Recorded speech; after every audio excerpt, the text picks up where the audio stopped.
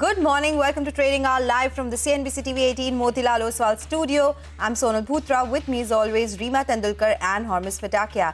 Hey guys, it's a Monday morning and we have a lot to talk about. But right now, it's a recovery that we're seeing from the lows. It's a 100-point recovery that is underway. Nifty is at that 25,750 mark as we speak. And Bank Nifty is the one which is leading the gains today, 0.5% higher on that. And PSU Banking Index, that particular space has done so well. That index is up around 2.2%. We have the mid caps up 0.3%. Actually, these spaces are doing better than the benchmarks currently. But of course, it remains to be seen whether we'll see further recovery from the lows of the day or not. For now, it's a 100-point uptick that we are seeing. Nifty, PSU Banking Index, Realty, Small Cap Index, Oil and gas, all of them doing really well. And we do have some big numbers that we'll be talking about. But for now, this is what the market scenario is like. Titan, Tata Consumer, Bharti Airtel, these are the big numbers to track today. And tomorrow, of course, you've got State Bank of India. But Asia is also largely positive, especially the Korean markets. That's got a gain of close to about 2.5%. Hang Seng is higher by nearly 1%. So some optimism is also rubbing off from the Asia Pac. But let's now talk about stocks. Hormis is now joining in as he puts the spotlight on the top movers in the market. Hormis. Well, lots of news flow, earnings reactions. You start off with Dredging Corporation, multiple MOUs that were signed by the company, 20% upper circuit on the stock, up 40% now in the last 5 sessions. And out of those 5 sessions, the stock has gained in 4 of those. And in this 20% upper circuit, we have had close to 30 lakh shares that have changed hands compared to a 20-day average of just a lakh. And it's had a good last 3 years. It's delivered positive annual returns in all of them. Strides Pharma was up on Friday, extending its gains in today's session as well. 7.5% higher, is trading at a 52-week high, the 4th straight day of gains for the stock. And it's higher by 26% in the last 4 trading sessions. And the stock has had close to 25 lakh shares that have been traded. The 30-day average here is only 80,000 shares. And from the lows of 2023, which were around close to 150 rupees, the stock is up almost 7x from those levels. And LG Balakrishnan, will hear from the management in just a few minutes from now. The biggest single day gain in at least 5 years for the stock. Has gained in 5 out of the last 6 sessions. Almost 10 lakh shares have changed hands. 20-day average is only 35,000 shares. So good go for LG Balakrishnan. Earnings reaction and a lot of news flow dominated names as well today. Oh yes, a lot of them actually, and we'll keep discussing that. LG Bala, in fact, we'll speak to the management in just a bit and ask what went right this quarter, because the management had been indicating some weakness because of the US tariffs that were coming by. By the way, Naveen Fluorine is the other stock which is on our radar. Remember, reported numbers on Thursday. It was a strong set, and again, there is a 5% uptick that we are seeing. In fact, it surged 6.5% there, so that stock should be on your radar. The company upped its EBITDA guidance. It was a strong quarter, looking at revenues of $100 million in their CDMO business. Apart from that, we do have Sunteck Realty. So some of these realty names doing really well. So Sunteck Realty is the one which is up 6%. We have Mahindra Lifespace's reported numbers. That one is up around 5.5%. Also, a lot of these pharma/API names or hospital names. So you do have Wockhardt, which is up 5%. There's Sequence Scientific, which is up 3.5%. Newland Labs as well, doing well in trade today, 3.5% higher right now. There's Gland Pharma, which is up 3.5%. So some pockets which are doing really well, Realty and Pharma being some of them. And autos, of course, that continues to be our big focus point today. That will be our big story. And that is something we'll discuss in greater detail. But a lot of moving parts in the markets today. A lot of moving parts indeed. And PSU Banks, of course, is one such name pocket as well. Bank of Baroda is at a record high now, 4.5% higher on the stock. And Indian Bank continues to move from strength to strength. At the end of 2020, the stock was at around 85 rupees. And it's now close to 900. So in the last 5 years, it's been a 10-bagger is Indian Bank. And some analysts are also suggesting that this could potentially be an MSCI inclusion when the review comes up in just a few days from now. So that is an added trigger. And of course, the weightage change on the Nifty Bank, and that is pushing a lot of these smaller PSU bank names higher as well. Canara Bank, Union Bank, UCO Bank, all of them, and every single constituent of the PSU Bank Index doing well for itself in today's session at the highest point of the day. They were doing the heavy lifting even in the week gone by, and they are continuing to outperform even in today's session. What is not doing so well, though, among the names, of course, we'll get to those in just a bit, but a corporate conversation, as Sonal was mentioning, autos being the big story. Maruti reported numbers last week. Those are in line to a slight beat on higher realizations. Parikshit spoke to R.C. Bhargava, the chairman of Maruti Suzuki, and he began by asking him about the impact of the GST cut on sales. Listen in. As we have seen, once the new GST rates came into effect on the 22nd of September, and this was a festival season, there was a huge rush of retail customers to buy vehicles. And in the month of September, for the last 9 days, and in October, there have been record retail sales. The dealer stocks have all come down, and the growth rates and the volumes of cars actually delivered to customers has all been at a historical high. Could you give us a sense of the kind of growth that you're seeing in the small car segment? In October, for example, the growth of the cars in the 18% GST segment has been as high as 30% compared to last year. Do you expect this growth to continue for Maruti Suzuki? I don't expect a 30% growth to continue, no. I think it will come down because there's a lot of pent-up demand and festival effect and things like that. So it would be unrealistic to expect a 30% growth rate to happen month on month. But yeah, it may settle down to maybe around 10%. Overall, when you put Maruti Suzuki all together, not just the small car segment, on a month-to-month basis, what kind of growth are you expecting?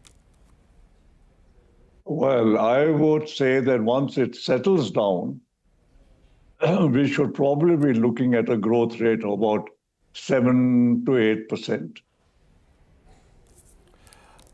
When it comes to margin pressures, we did see a margin pressure of around 160 basis point. This is because of certain costs that the company had to incur. Do you expect a favorable environment which will help margins in the months to come, sir? You know, if the demand goes up and the car manufacturer is able to produce in line with the nature of the demand model-wise, the pressures for discounts and things becomes far, far less. Discounts happen when in certain models, the production is higher than the demand. I think Maruti's production system has become much more flexible. And the demand also is going up much better than in the past. So probably, and I'm just saying probably, I'm not forecasting anything, probably the factors in the future are conducive for the reduction in the discounts and sales promotions which will be required. In terms of your electric Vitara launch, could you give us a timeline for that? When are we expecting that? The domestic sales will probably commence late December, early January. Next month. Well, it's almost next month. Right. Recently, we had seen news of Maruti Suzuki setting aside 7,410 crore rupees to set up a third plant at Karkoda. The plan is to increase the capacity to 7.5 lakh units there by 2029. There have also been reports, Mr. Bhargav, that Maruti Suzuki was looking now at having another plant, probably outside Haryana. Could you give us the status of that, whether talks have reached some sort of finality? Has the site been identified? We are close to finalizing the site for the fifth plant. I expect that an announcement of this should be possible within the next 3 months. We do need now the fifth plant because the total projections for the growth of the cars by 2031 compared to what the projections were made before the GST cut will have to undergo a revision. And depending on that revision, the production capacity additions will also have to undergo a revision. And I expect that we will need the fifth plant earlier than what, production from the fifth plant earlier than what had been earlier thought would be the case. Any states which are possible front runners? No comments at this stage. Okay. I would also like to ask you about export growth. We've seen a strong export growth of around 42%. What is the kind of export growth for the full fiscal year that you're expecting? I don't know the percentage, but we expect to cross 400,000 cars, maybe get to somewhere near 420,000 cars or so. Last year was 310,000 or something. So it's more than a 25%, 33% growth. The management of Maruti Suzuki, the stock not doing well enough in today's day, 3.5% lower after its results. Now take a short break, put the spotlight in the crypto markets. On the other side, Manisha Gupta joins in.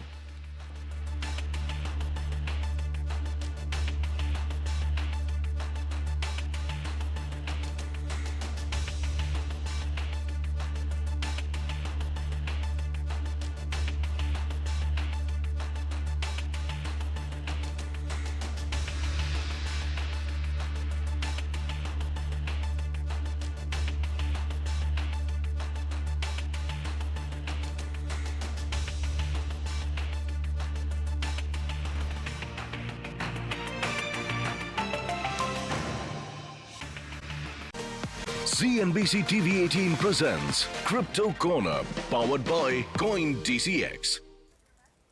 Hello and welcome to Crypto Corner, and today we're talking about crypto mining, and that perhaps is the most important link when you talk about cryptos and blockchain, etc. So when it comes to crypto, it is a process which is decentralized network of powerful computers verifies in sense of making transactions there. Also, it's pretty important because it records them on the blockchain as a ledger. It also is the fact that various countries now allow or don't, and there are many regulations across countries. China, for one, does not allow mining of Bitcoin or various other cryptos, but this is essential for maintaining security and second, integrity of the network. There are various other countries which are offering subsidies or even incentives for that matter when it comes to mining of many of these cryptos. Now, this also is a mechanism by which new crypto tokens are introduced within the circulation. We also do understand that many of these cryptos have a limited number of supply that we will ever see, and that is how the mathematical calculation has been put in. Various type of crypto mining is what we're going to be talking about right now. One, of course, is solo mining. This is done by an individual alone, and the success rates on this one are pretty low. The other is pool mining. In this case, a group mining for pool rewards is done. A lot of individuals come together, they pool their resources, and of all the mining that they do, those mined cryptos are then distributed equally amongst all of the people who had come together. The third type in this case is cloud mining. Within this case, it is renting the mining power from a third party. This also has a 25 out of 100 in sense of a success rate, but it usually is pool mining that is the most famous and most successful as well when it comes to overall crypto mining there. The other thing also is about the kind of hardwares and softwares that you are using when it comes to mining in crypto. One is, of course, CPU mining. In this case, a standard computer processor is used. The second one is GPU mining using graphics card. And the third one in this case is ASIC mining or ASIC mining. In this case, it's slightly more specialized, slightly more expensive and complex as well, but it does use specialized hardware there. And finally, it is about creating new tokens. So within this, you're looking at two major things. certifying new transactions, adding them to blockchain and creating new tokens. In this case, you have proof of work and proof of staking. The first one I want to talk about is proof of work here. In this case, you're looking at more established, tested security model. Bitcoin uses this kind of a model. And in this case as well, it is slightly on the expensive side. More energy is also used, but this offers a strong decentralization. As I said, is more energy intensive and less scalable. The second one, of course, is proof of stake here. This is the one that is used by the latest of blockchains in sense of Solana, Cardano, even Ethereum too uses this. This is newer and more energy efficient model, so as to say. Thank you very much for that. Get into a break. More on the markets on the other side.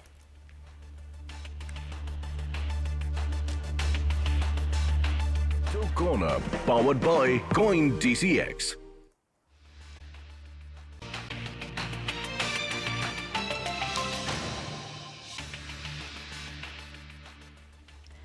Welcome back. Let's invite the management of Premier Energies on our show now. The company reported a good Q2. The net profit surged 72%, while revenues and margins too expanded versus last year. Vinay Rustogi, Chief Business Officer at the company, is now joining in. Vinay, thank you very much for joining in. This is Rima here. Is it true that in Q2, many customers deferred module purchases to avail of lower GST on solar products? If that's true, can you quantify maybe the loss of revenue in Q2 on account of that? And therefore, how is Q3 panning out? And if you could share any guidance for FY26 second half of the year in terms of order inflows? Sure. Thank you for having me. I think what happened in Q2, there were two big trends that we saw. One, there was exceptional rains during the quarter, because of which many sites were not ready to receive modules and the project implementation was delayed. Second, as you said, at the end of the quarter, 22nd of September, the GST rates came down, and hence many customers deliberately tried to delay the shipments.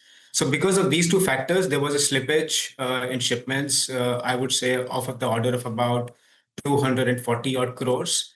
And these shipments are basically effectively moved on to Q3 of this quarter. So overall, there's no impact on the business. For the future, I think, as we have said, our order book is very strong for the year. In fact, we added 6,500 crore rupees of orders during this quarter and are nearly sold out for the next 12 months of production. So the outlook for the business is very good. Okay.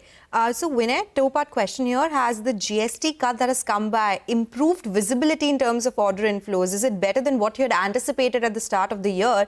And secondly, now we are seeing a lot of competition which has come by in cell and module space, right? Some big players as well. Do you think this is something which will increase the competitive intensity and ultimately impact prices, because more the volume, lesser the pricing would be? Will that impact returns going forward? How do you manage that? Sure. So the first question on the GST, the solar market has multiple segments. There is the utility scale, there is open access, the private market, including the rooftop sector as well. So in the utility scale, most of the benefits of GST rate reduction will go back to the power purchasers, i.e. mostly the discoms and the government agencies. So which we don't see much of an impact. In the rest of the market, which is accounting for about 50% of the total demand now, the end consumer is the direct beneficiary, whether it is a corporate or a household, of these GST reductions. So we definitely see a demand uplift coming from that segment. Vinay, yes, please continue. No, please ask me. Go away.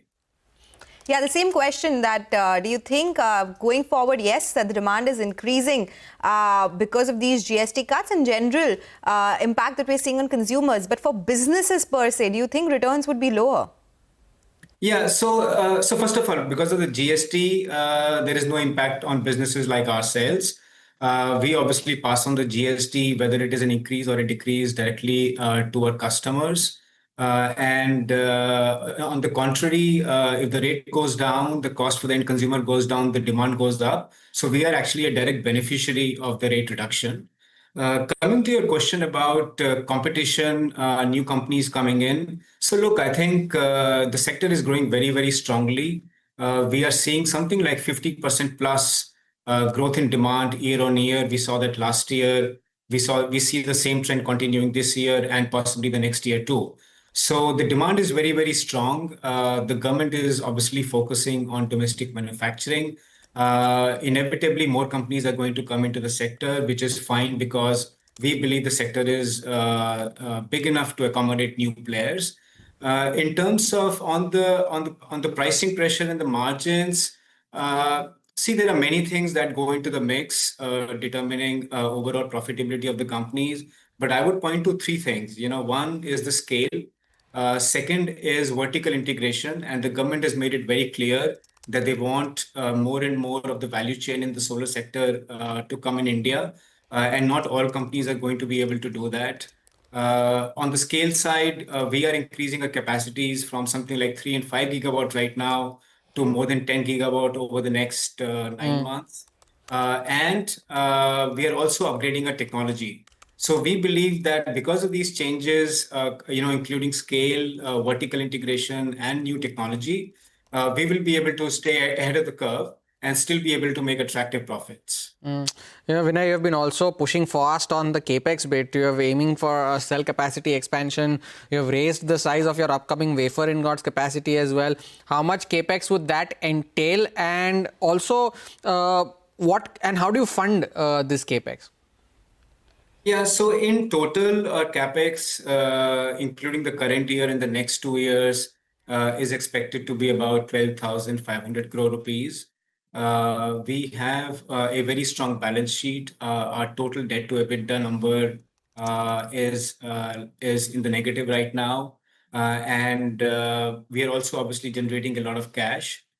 We expect to generate total cash from income from operations of more than 6,000 crore rupees over the next 3 years. So our plan is to fund most of the capex through our internal accruals, and we will raise some marginal debt, still giving us a very attractive cushion, a healthy cushion in terms of the funding capacity of the company. Okay. All right. Thank you so much, Vinay, for joining in today and answering our questions about the outlook on the business and the industry in general. With that, we'll slip into a short break, but a quick note for our viewers. If you'd like to access expert-driven insights and actionable chart patterns, simply scan the QR code on your screen and subscribe to Money Control Super Pro and get daily expert calls, actionable charts and insights to power your investing decisions. Plus, this festive season, there's more reason to celebrate. 10 lucky subscribers every day win 1 gram of gold. So do not wait. Scan, subscribe and make your portfolio shine brighter with Super Pro.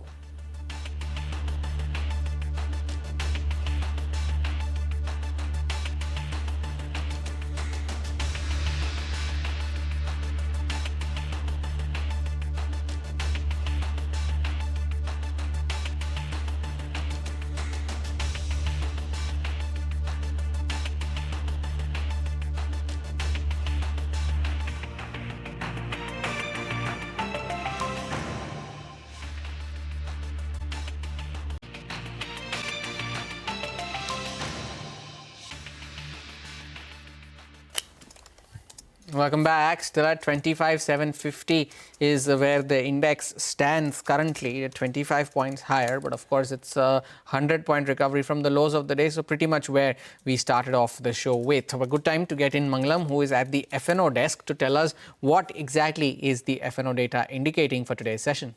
Well, before the day started, the data did suggest that there could be some support coming in around that 25,650, 25,600 sort of mark. And from there itself, we've seen a near 100-point recovery. But where we are at right now, it tells you that the market may consolidate at these levels itself. Why do I say that? Because, the Nifty is recovered from the lows. It's been led by the Nifty Bank. And the mid-cap index is doing okay-ish as well, with a gain of almost 0.4%. But the volatility index has spiked. Now, remember, when the market was falling, the VIX did not fall as much. But now that the market has recovered from lows and is consolidating, the VIX has seen a rise, which tells you that maybe the option writers are fairly jittery about a big breakout. Because if that were to happen, then maybe we would have seen the VIX come down as well.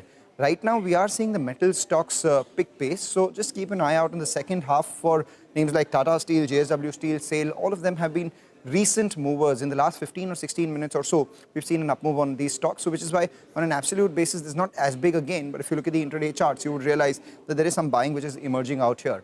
With today's up move and the recovery that we've seen from lows, one thing is clear, that the support at around that 25,600, 25,650 is established, because the 25,700 put writers are fairly active.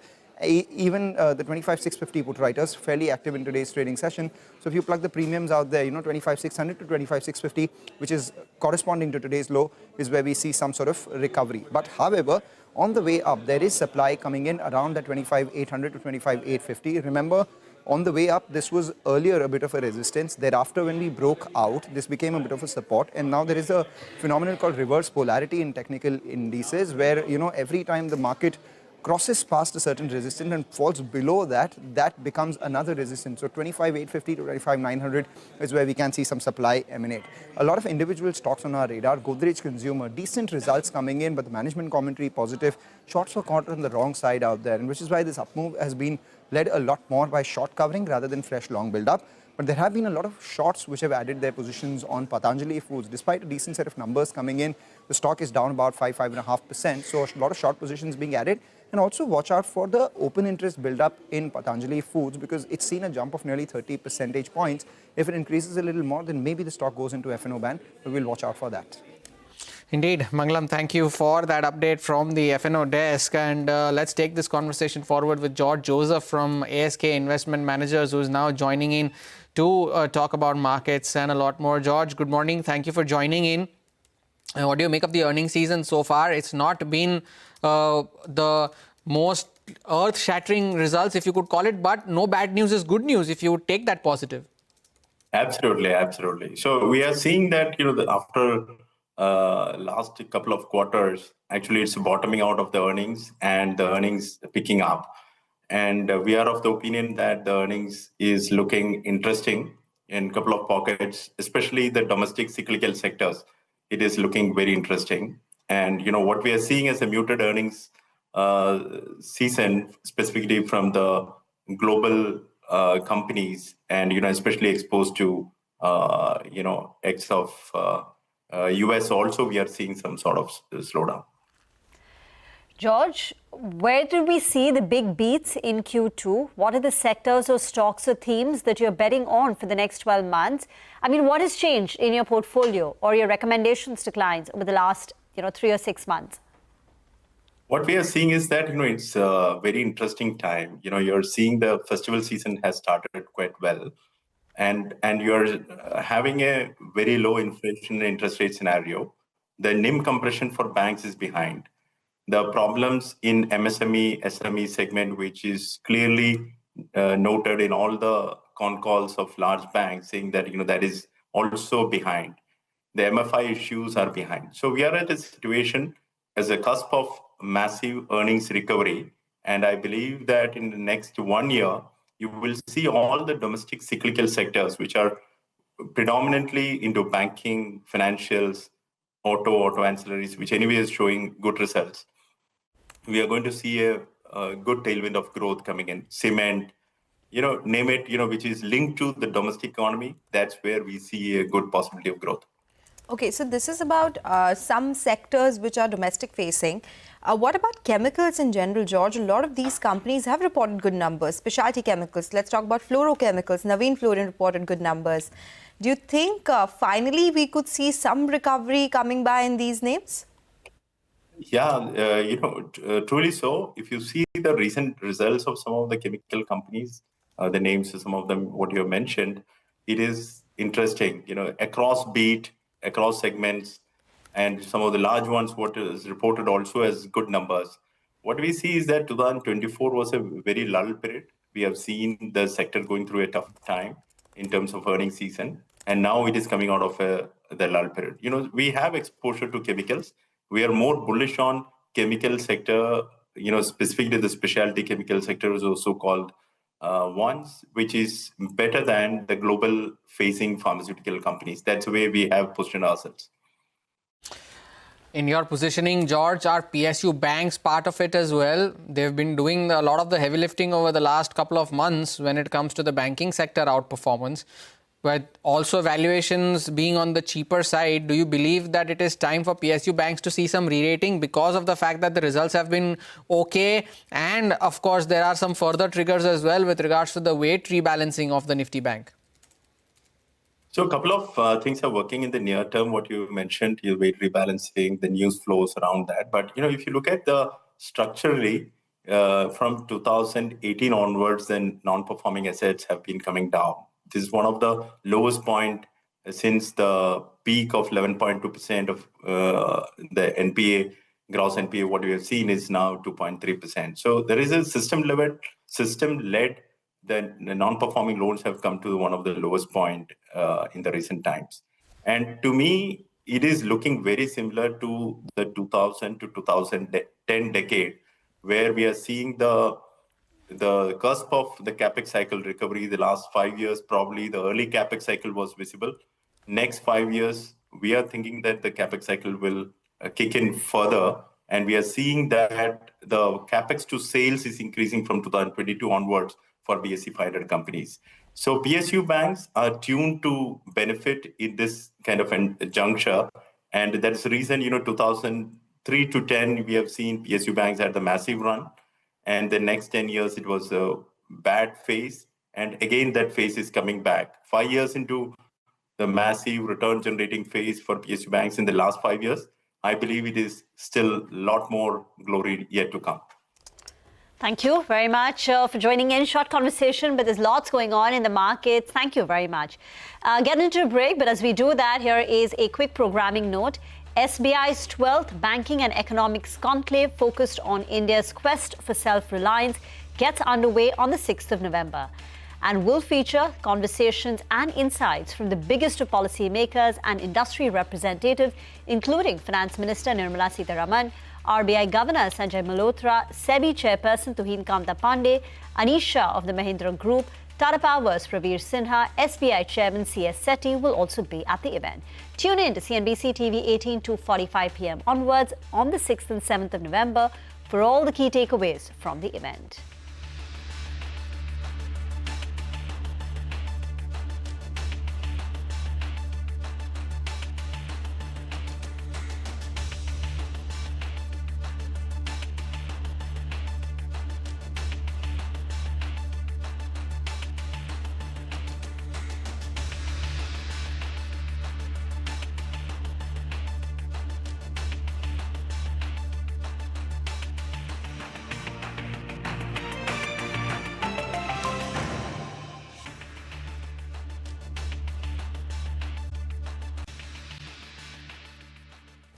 Welcome back. You're still tuned into Trading Hour. One of the buzzing names in trade today is LG Balakrishnan and Bros reported a healthy set of quarter two earnings with margins back above that 17% mark. To discuss the quarter gone by and the way forward, we are now joined by Mr. B. Vijay Kumar, Chairman and MD at the company. Mr. Vijay Kumar, good morning. Thank you so much for joining in. This quarter, there was a 19% revenue growth. Profits were up 21%. Can you explain what were the factors that led to this? And for the full year, you had indicated a 10 to 14% revenue growth. Do you stick to that? Good morning to everybody. Good morning to you. Yeah, I stick to what I said in the earlier quarter. And what I said in the earlier quarters now stands justified. We maintained our profitability, maintained our EBITDA percentages, maintained our turnover, and all the new businesses that we got into are now performing also. Okay. So the 10 to 14% revenue guidance for FY26 stays. Particularly for Q2, 19% top line growth. Can you break it up in terms of volume? What was price-led? What was on account of the product mix? The steel industry has, the steel company that we acquired and we are running now, that has started doing well. I forecasted that we would be doing about 200 crores. It is now coming online. So the profitability of that unit, along with the profitability of consolidated profits, are what has helped us now. Mr. Vijay Kumar, what about margins? You had almost 100 bips expansion this time around compared to last year. You're back above that 17% mark. Does that margin remain at 17% when you close out the year? What are the trends you're witnessing for the second half going forward? We are looking at maintaining the same 17%. See, depending on the world economy conditions, maybe the 0.25% or 0.5% plus or minus, but we will stick at our forecast of 17%. Okay. You know, there was new generation, a new facility that was opened as well. What was the contribution in first half so far? What do you expect it to be in FY26 overall, Mr. Vijay Kumar? The new facilities for manufacture of industrial chain, that should do a total turnover of about 200 crores. But at the moment, this year, we forecasted 50 crores. We hope to reach that. We've already done about 25 crores. So so 200 crore is at peak capacity utilization? For the short term, yes. For the end of next year, we should do about 200. What is the current capacity utilization of this facility? No, it's a greenfield project, so there's no past to it. We hope to do even more, but due to Trumpution in the US, people are hesitant to commit on any business. We are waiting for all the Trumpution to cease. What was the overall export growth in Q2 and what is the outlook for the second half of the year? Because there is some global softness in auto volumes, sir. For us, it's been flat. We've maintained what we did last year. There's been a marginal growth in certain areas. All right. And so exports has been flat so far in the first half. And do you expect any improvement in the second half or should we go with flat estimates for the second half too? I think it'll be flat in the second half. Second half. Mr. Vijay Kumar, Could you repeat, sir? We won't lose any turnover in exports. We will maintain what we did. Right, Mr. Vijay Kumar, your transmission segment and your metals both grew in terms of year-on-year basis, but margins saw a bit of pressure, especially on the transmission segment. They narrowed around about 70 bips from last year. Metals also down to single digits. Do they improve as you go into the second half of the year? You're talking about the consolidated figures or? Yes, the transmission business in its standalone capacity, sir.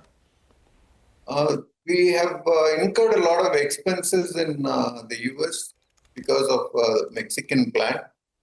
And the Nagpur plant has also got a lot of workforce that we've started taking on. So that has caused some expenses to rise. So that figure stabilizes as we go into the second half? Yeah, corresponding increase in turnover will be there. And how much is US as a part of your overall business, Mr. Vijay Kumar, if you could shed more light on that? Oh, that's very small. That's not substantial. Just last question before we let you go. You had earlier indicated EV content per vehicle was going down. Is this something that is continuing or that has started to pick up? No, we've not been very strong in the EV side of business. It will only go up for us. Okay. All right. Thank you, Mr. Vijay Kumar, for joining in today and giving us those insights into the business and the outlook going forward. That's LG Balakrishna and Bros. The stock is up 15% on the back of the numbers that the company reported this time around. With that, we'll do one thing. We'll slip into a short break. When we come back, we'll talk about the big story of the day on the other side.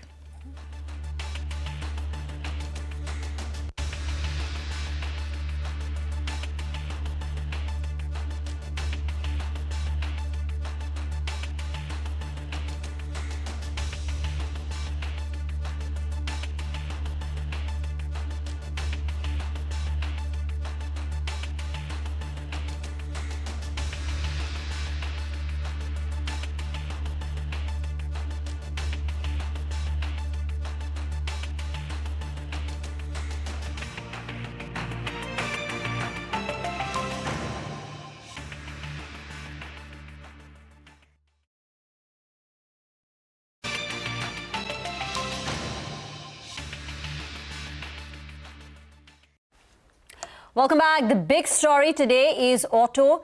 October auto sales numbers are out and we saw the full impact of the recent GST cuts in the festive season. How are the numbers looking? Sudarshan joins in with a lowdown.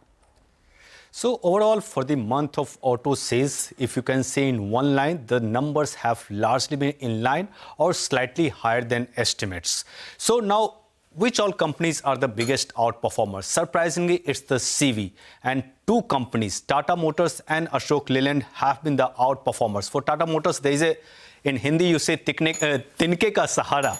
So they are getting a support from the Indian business because JLR is doing nothing for them. For Ashok Leyland, bus segment, which has been underperforming till recently, has reversed that underperformance and show healthy growth. As far as the passenger vehicle segment is concerned, all the companies, you take Maruti, M&M, they have reported sales largely in line. One company that has underperformed and for which domestic sales have gone down is Hyundai. For two-wheelers also, like passenger vehicle, sales have come in largely in line. So you spoke about two-wheelers. Any more Tinke Ka Sahara in the second half? So for two-wheeler companies, the problem is like as of now, three companies have reported numbers: Bajaj Auto, Eicher Motors and TVS Motor. All three companies have reported numbers largely in line. We are waiting for the numbers from Hero Motor because that will give you the indication how the rural segment is doing, because they are the market leader in the entry-level segment from 100cc to 125cc. So they are yet to report the numbers. But as of now, all the companies have reported numbers largely in line. We'll have to see how exactly H2 pans out. I love how Sudarshan let go of the first part of that saying, but he cared at the second part. But he spoke of wholesales, Sudarshan. What about the retail? What is the Vahan data indicating now? So from Vahan website, you get to know how exactly festive season has been going on. So in that, we have two data from Ganesh Chaturthi till now and from Diwali till now, Navratri till now. And exactly the full impact of Diwali we'll get to see by November 8. But as of now, the sales for PV and two-wheelers are in the range of 20 to 23% from Navratri till now. Or from Ganesh Chaturthi, it's in the range of 12 to 15%. So the numbers so far indicate that these companies will only be able to meet the estimates, not exceed it. What exactly the estimates we had previously. For PV, it's like low single digit, and for two-wheelers, it's high single digit. All right, and one final question. Electric two-wheelers, Ola and Ather. Oh. For Ola, the underperformance continues. Now they have slipped to number 4th position as far as electric two-wheeler segment is concerned. If you take a look at their numbers, year-on-year, their registration is down 62%, while month-on-month, there is a minor improvement. In contrary, if you take a look at Ather Energy, in 2024, their average used to be some around 8,000 to 10,000. Now it's almost nearly 20,000 units per month. And year on year, their numbers have increased by 73%. Even on a monthly basis, there is a growth of 54%. So while Ola is underperforming, Bajaj is back to number 1, followed by TVS. And at 3rd position, it's Ather Energy. And the interesting part, Hero Moto, which is at 5th position. So the gap between Ola Electric and Hero Moto, it's very minimal. I won't be surprised if Hero also surpasses Ola Electric in coming months. Okay, interesting data there. Thank you so much for making sense of the auto numbers for the month of October, Sudarshan, and giving us insights of what's expected going forward. In fact, the jury of the 21st India Business Leader Awards met in Mumbai to pick the winners. They included the biggest names in corporate India from the sidelines of the mega event. Nigel spoke to Hyundai's MD and CEO designate Tarun Garg on the demand scenario post the GST cut. Let's listen into what he had to say. The GST 2.0 reforms has really brought in a new boost to the demand in the economy. So I am very confident, and you can see that from a Hyundai perspective after the IPO, and now of course our CEO, global CEO Jose, has announced 45,000 crore investment, and the second phase of growth story of Hyundai in India is beginning. So I think it's all pointing to that the world is looking at India with a lot of interest and a lot of respect, and of course the supply chain challenges is also making India a destination for the world to see and take care. Well, that's right. You know, I think if I spoke to you a few months ago, what would be on your wish list would be GST rationalization. And that's precisely what's happened as well. Tell us a little bit about India's ecosystem with regard to EV, because that's clearly penetrating more. That's clearly developing. How do you see adaptation, pan out on that front? I think that's a very good question. And if you see globally, people have been talking about the EV chasm happening. But if you see India, last 2 years, we were stuck at about 2.5% penetration. I'm talking about the passenger cars. But this year, what happened? Suddenly the change happened, you know. And August, September, we looked at almost 6% penetration. So what has changed? What has changed is, I think, a huge push by the government, the PM e-drive scheme, which means that so many charging stations will be installed. Because if you see, the biggest enabler for EV adoption is the range anxiety which customers have. And, you know, once you take care of that anxiety, so by giving him the option of charging at the highways, because people are very comfortable charging at home for intracity driving. But then once they have to go out of the city, then they need that kind of a comfort. So that was one very big driver. The second thing was more and more OEMs joined the race. So we had some very exciting EVs. Even Hyundai launched the Creta EV. We already announced that in 2027 we are going to have a very dedicated EV for India. So I think the entire ecosystem, in terms of more products, in terms of charging infrastructure, in terms of the supply chain, if you see the battery packs, we have already localized. We are talking about cell manufacturing with a local Indian partner. We are looking at powertrains, power electronics, drivetrain. So the entire ecosystem is giving thrust to this EVs. And I believe with the government's vision of sustainability, I think EVs are here to really, really have a tangential growth. The management of Hyundai. But that's what is on your screens. Yes. The images of the year, possibly the moments of the year, the final for the ages where the Indian women's cricket team finally emerged world champions after 2 heartbreaks back in 2005 and in 2017, finally becoming world champions for the first time in the 40-year history of the Women's Cricket World Cup. Of course, the tale of redemption for a lot of the players that were a part of this squad, not so much for the coach as well, for Amol Mazumdar, who's winning his World Cup title as well, for having been a first-class cricket colossus but never got to play for India, but emerged as a world champion coach. From all of us here at CNBC-TV18, we extend our heartiest congratulations to the world champions, our girls, and we all would say very proudly today, the girls played well. Yes. It's women in blue that we'll talk about now. But on that note, on that cheerful note, we'll take your leave on this edition of Trading Hour. Stay tuned. Halftime Report is up next.